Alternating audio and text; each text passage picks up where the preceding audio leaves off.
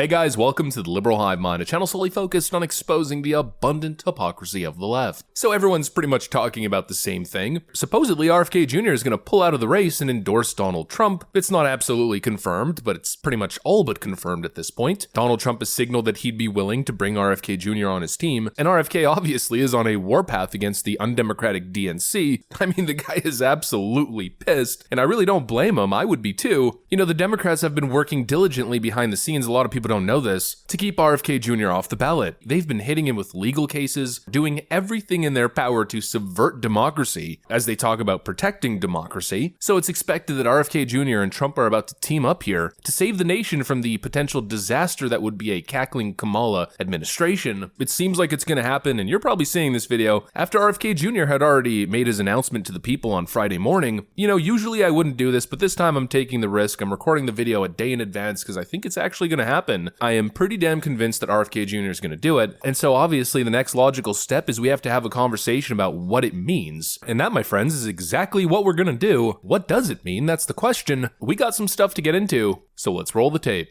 Alright folks, so firstly, why am I confident to make this video? Well, it's actually very simple. Like I said in the intro, RFK Jr. is pissed off. I thought it went really well. I mean, I shouldn't be here right now. The DNC is in Chicago talking about their commitment to voting rights, and well, they're spending, you know, tens, maybe hundreds of millions of dollars to keep me off the ballot. I was raised in the Democratic Party. My father, Robert Kennedy, my uncle John Kennedy, at a time when the primary thrust of the Democratic Party in that era was to make sure that every American could vote. There were people in our country who were being denied the right to vote, and that every American could vote for the person they wanted. There's 1 million people in this country who signed petitions trying to get me on the ballot. 145,000 at least people here in New York State who say they want to see me on the ballot. Why is the Democratic Party trying to disenfranchise those people? You know, what's happened to the party?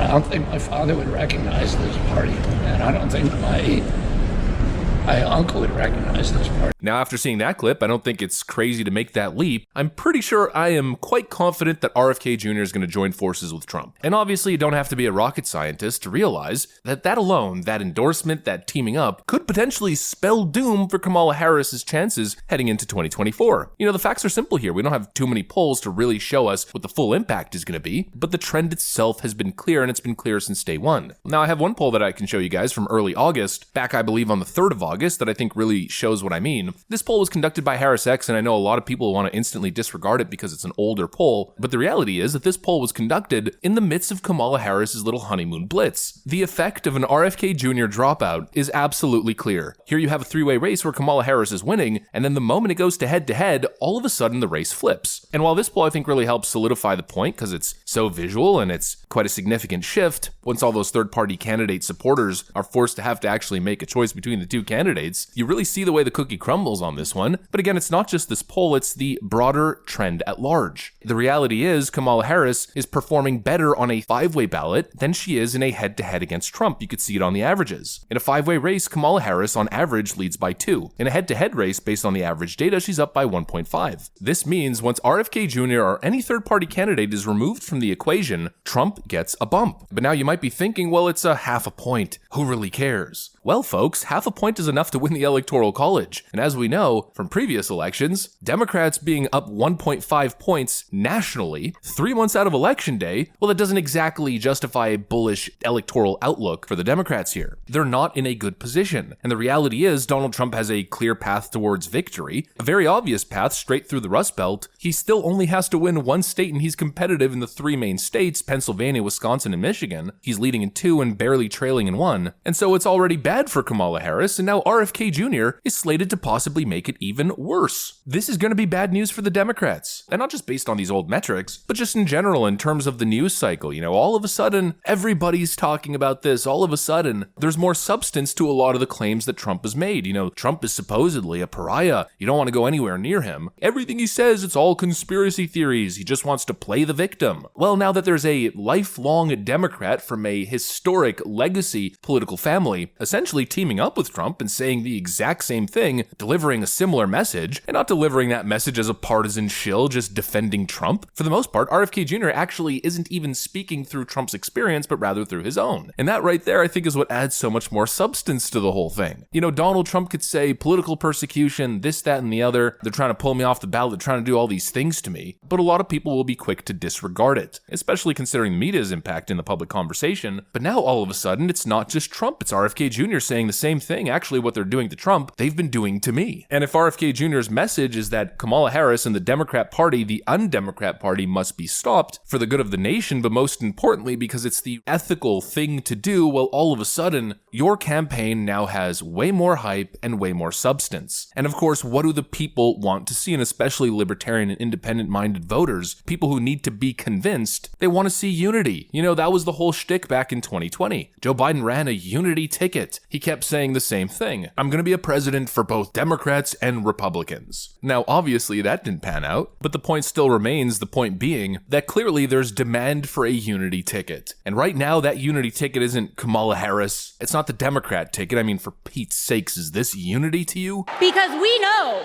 that Donald Trump would sell this country for $1 if it meant lining his own pockets and greasing the palms of his Wall Street friends.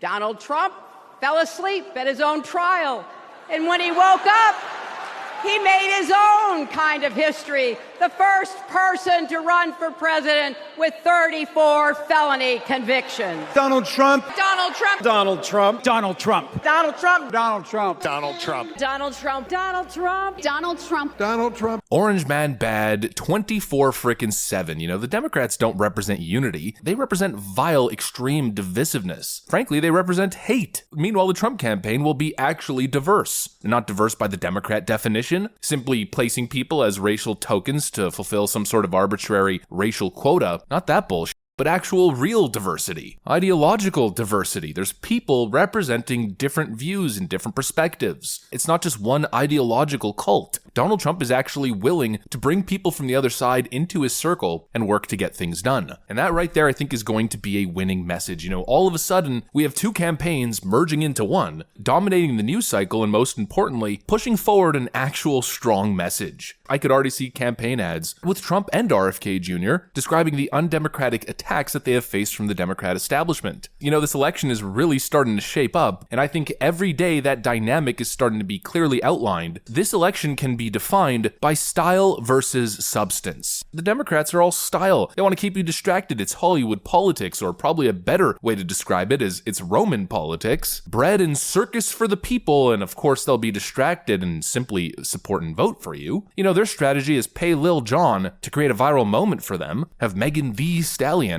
shake her lady bits, free stuff including free vasectomies and abortions, and of course rap concerts. Meanwhile, the other side actually has a message, and a seriously potent message at that. And now we're talking about adding much more depth and more credibility to the argument, and could it come from a better person? Robert F. Kennedy Jr., a man of Kennedy legacy. You know, if anybody knows about abuse of power and shady government operations, it's the Kennedys. We've got an amazing opportunity here. I mean, a possible recipe for tremendous success. I think that's quite evident. I don't even really need to over-explain it. And just to finish off this video, I want to show you guys this last little bit of information here. I forgot to mention it earlier when we were going over the numbers, but according to Fox News' most recent poll, 47% of RFK Jr. voters would support Donald Trump, and only 20% said that they would vote for Harris. So it's possible we see almost a 2-to-1 split. You know, I don't know about you guys, but that seems quite significant to me, honestly. Like I keep saying, that seems like the stuff of Nancy Pelosi's nightmares. But as per usual with these videos, I mean, I don't have a crystal ball, I can't tell you what's gonna happen, so we'll just continue to monitor and we'll have to see. Anyways, that's pretty much what I got for you guys on this one. Hopefully you enjoyed this video. If you did, make sure to leave a like and possibly subscribe to the channel. Thanks for watching, and I'll see you on the next one.